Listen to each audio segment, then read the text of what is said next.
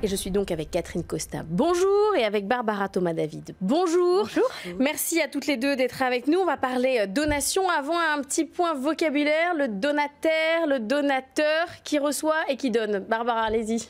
Alors, le donateur, c'est celui qui transmet, c'est celui qui donne, qui se dépouille irrévocablement au profit du donataire, celui qui reçoit le bien donné. Il se dépouille, c'est le mot que vous avez utilisé. Bon, chaque donation... C'est un mot fort, mais c'est celui du Code civil. En tout cas, oui, la somme d'argent, en tout cas, c'est irrévocable. On choisit de donner, on ne revient pas dessus. Oui. La donation de somme d'argent ou d'autre chose, c'est irrévocable. C'est pour ça, souvent, que vous faites une donation par acte authentique sous peine de nullité, parce que c'est un acte qui est irrévocable, au terme duquel le donateur il ne va pas pouvoir revenir en arrière, contrairement à un legs, dans le cadre d'un testament, qu'on peut révoquer à tout moment. Une donation, c'est de sang vivant et on se dépouille irrévocablement. Catherine Costa, on le disait en préparant cette émission, acte notarié, mieux vaut passer si on fait une donation chez le notaire. Mieux vous passer chez le notaire parce qu'il y a un certain nombre de conséquences si vous ne faites pas ça par devant notaire. Je transmets par don manuel à un de mes enfants qui achète un bien.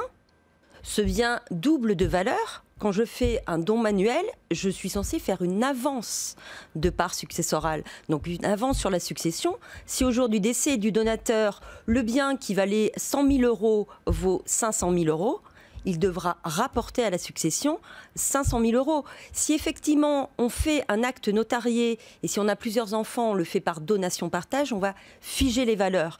Et puis dans une donation, vous allez pouvoir prévoir un certain nombre de clauses pour contraindre un petit peu le donataire. Notamment, vous pouvez lui donner une somme d'argent avec une obligation de remploi sur un support.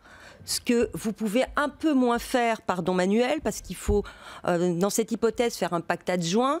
Et les personnes vont moins souvent le faire et avoir accès au pacte adjoint. Et puis je déconseille de chercher le pacte adjoint sur Internet. Ça ne répondra sans doute pas aux préoccupations des parties. Alors on va rentrer dans le détail de ce qu'on peut faire avec l'argent qu'on donne et comment on peut contraindre.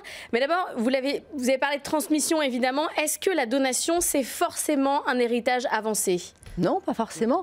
Pas forcément, parce que vous pouvez parfaitement donner un bien, de quelque nature que ce soit, à une personne qui ne sera pas ensuite votre héritier.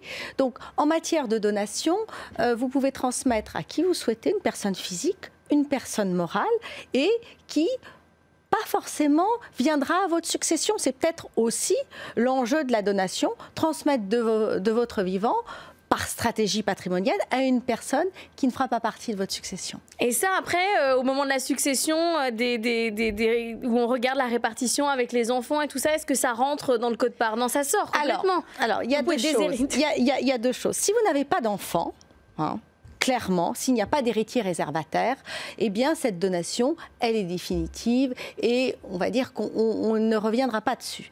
Si d'aventure, vous avez des enfants, ils ont droit à ce qu'on appelle une part réservataire. Et si cette donation, malheureusement, dépasse la part réservataire, le donataire qui a reçu devra rapporter en valeur, pas en nature, parce que je vous l'expliquais tout à l'heure, la donation est irrévocable, mais devra rapporter en valeur la quote-part qui empiète la réserve héréditaire. Donc quand même, il faut rester dans ce code avec la quote-part. On ne peut pas aller au-delà de cette...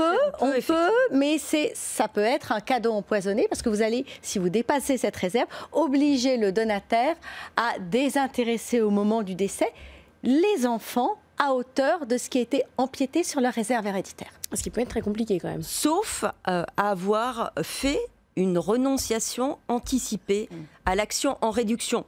Qui fait ça? C'est le donataire?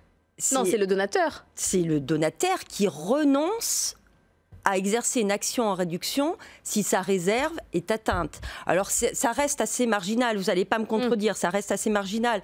Une situation peut-être un peu plus classique dans laquelle cette renonciation peut être conseillé ou en tout cas employé. L'hypothèse, vous avez 2 enfants, un des enfants est en situation de handicap, vous vous interrogez sur ce qui va se passer quand vous ne serez plus là, vous lui transmettez par donation et le frère, qui lui n'est pas en situation de handicap, ou la sœur, va pouvoir renoncer par avance à exercer une action en réduction si jamais sa réserve était atteinte.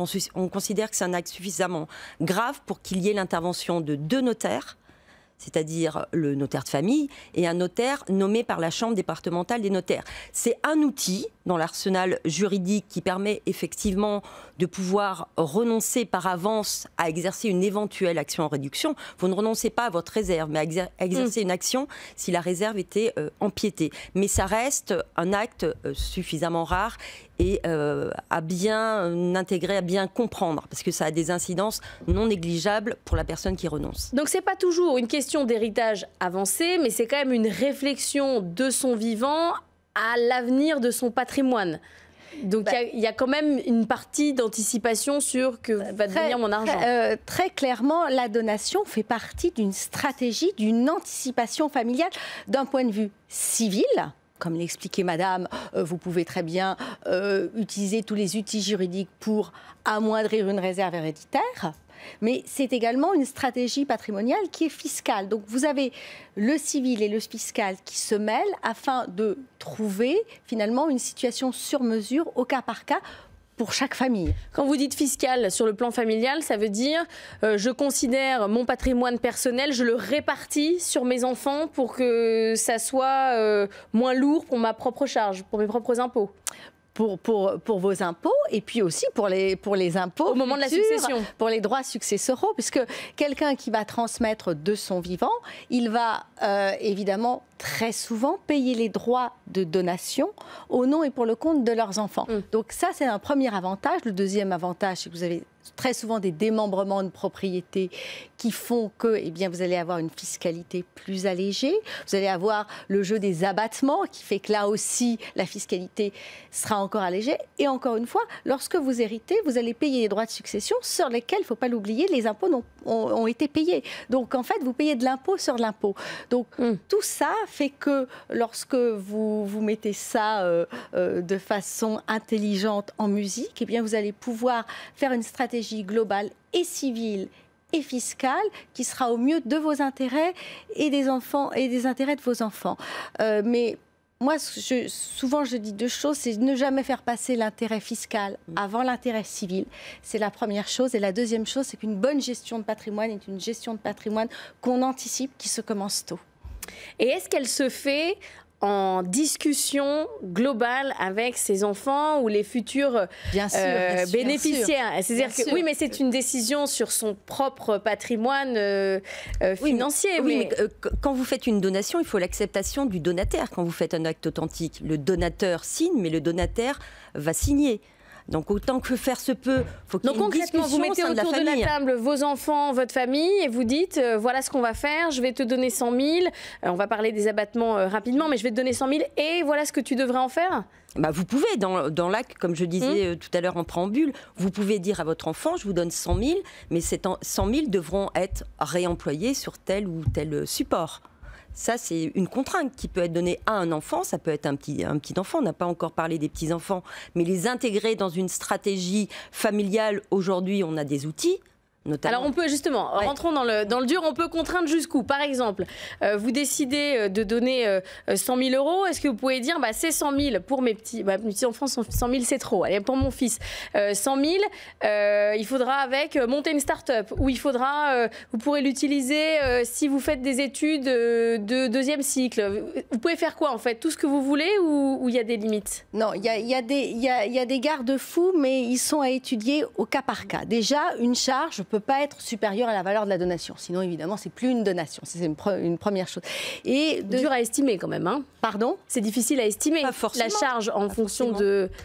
Quand vous me parlez de charge, c'est-à-dire tout dépend. Si vous donnez, par exemple, je vais vous donner un exemple simple, si vous donnez 10 000 € à quelqu'un en disant « mais oui, mais tu as une obligation alimentaire envers moi jusqu'à mon décès », l'espérance de vie fait bien qu'on voit que la donation... Là, c'est simple. Je vous donne je schématise, je vous donne un cas un peu simple. Mais vous avez des situations plus complexes et nous, notaires, on est là véritablement pour mettre des garde-fous, pour dire, par exemple...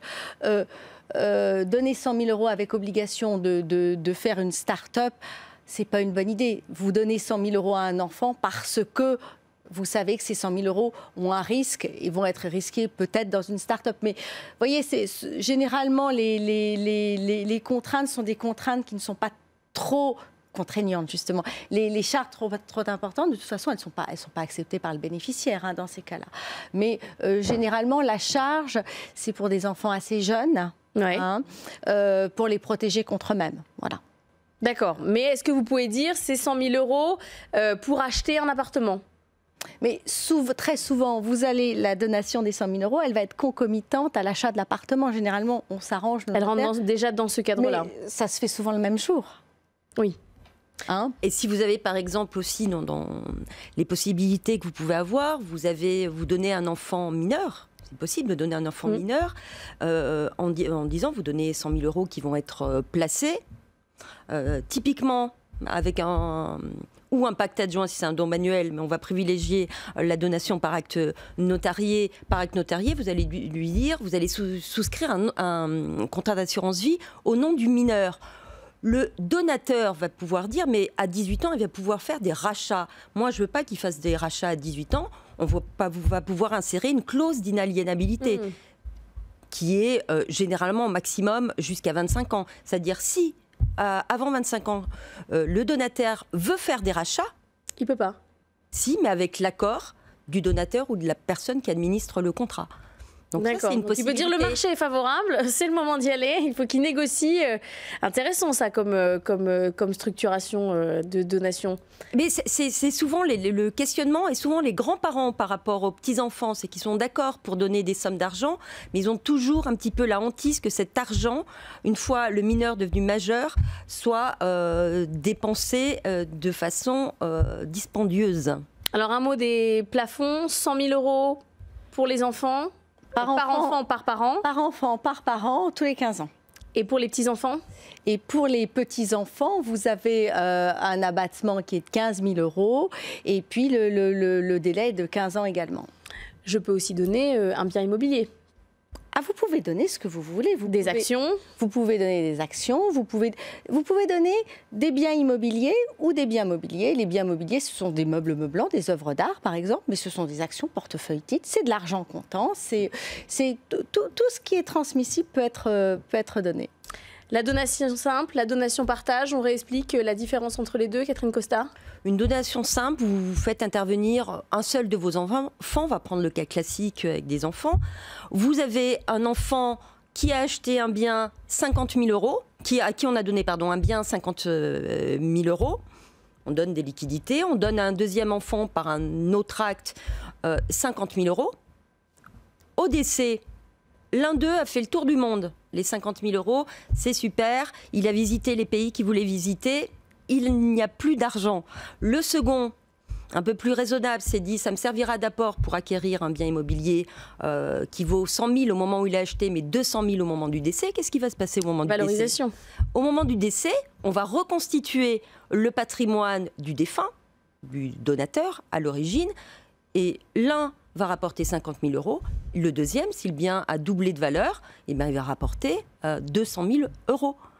Dans cette situation, les biens ensuite qui vont être partagés entre les deux, celui qui aura reçu au départ 50 000 euros et qui aura fait le tour du monde, il recevra plus que le second, parce qu'on n'a pas voulu avantager l'un par rapport à l'autre et qu'on reconstitue le patrimoine. Ça peut être évité par donation-partage.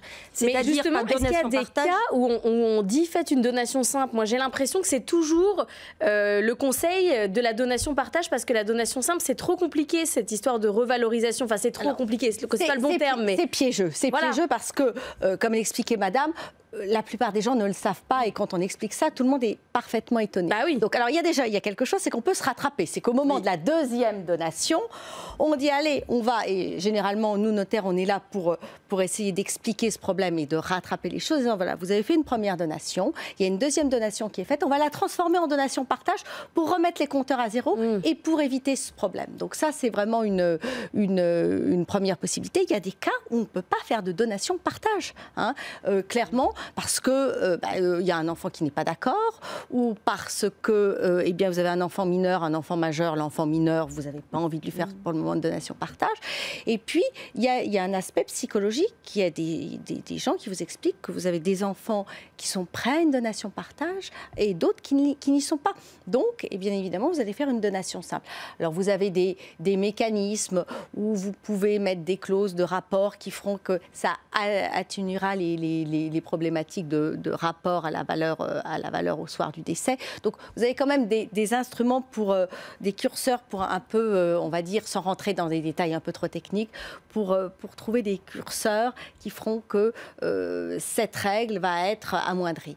Hein. Mais effectivement, des fois, il vaut mieux donner et ne pas faire de donation-partage plutôt que de ne rien faire du tout. C'est juste cette Est-ce problématique. que, en tant que notaire et en tant que spécialiste du patrimoine, vous voyez vraiment une démocratisation sur la question de la donation, qu'il y a vraiment aujourd'hui une réflexion, une anticipation sur les questions d'héritage et qu'il y a de plus en plus de demandes depuis la démocratisation. C'est quoi? C'est 2007 avec Sarkozy, c'est ça C'était la loi TEPA, ouais. Sarkozy, qui a... Alors, la grande révolution de la loi, c'est qu'elle a exonéré le conjoint survivant et les personnes pacsées de droits de succession. Ça a été une véritable réforme puisque vous avez eu une fiscalité qui est évidemment très allégée quand vous prenez les successions dans leur globalité. Maintenant, si vous voulez, est-ce que il y a des effets de loi fiscale qui font que, d'un seul coup, parce que vous allez placer les abattements à 150 000, comme c'est voulu en ce moment par certaines personnes, vous allez avoir cet effet qui va faire que les gens vont donner plus. Mais l'intention de donner, la volonté de donner du donateur, c'est pas une histoire de fiscalité, c'est vraiment intimement lié à la personne. Vous avez des gens qui souhaitent transmettre leur patrimoine et d'autres qui sont plus réfractaires. Et ça c'est pas une histoire de mode.